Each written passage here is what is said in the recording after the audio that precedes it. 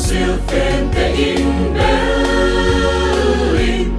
irombol na kora kamamchina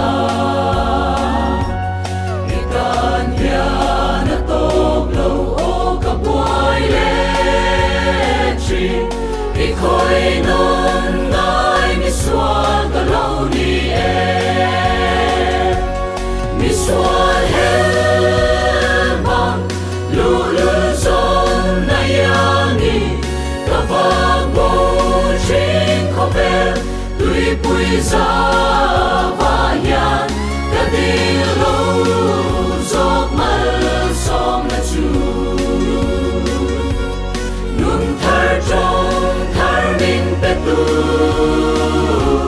alaw ni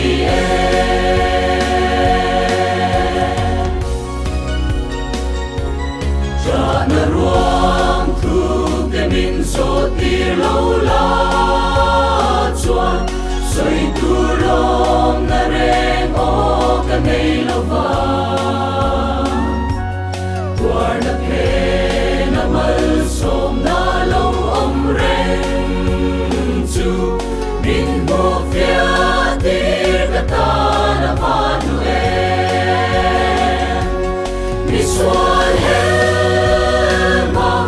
luluzon na yangi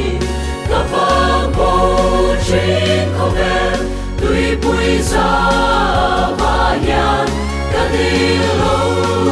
zok malsom na chu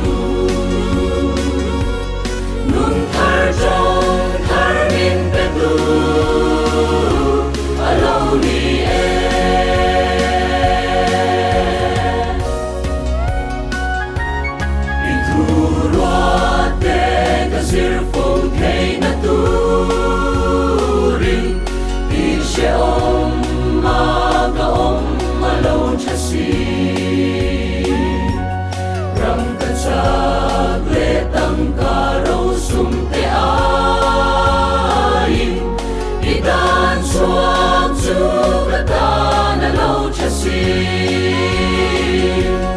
miswal helbang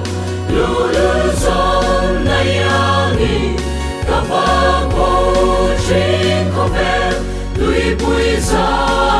bayan kadilo zok malsom na chu nun thar trong thar min petu alaw ni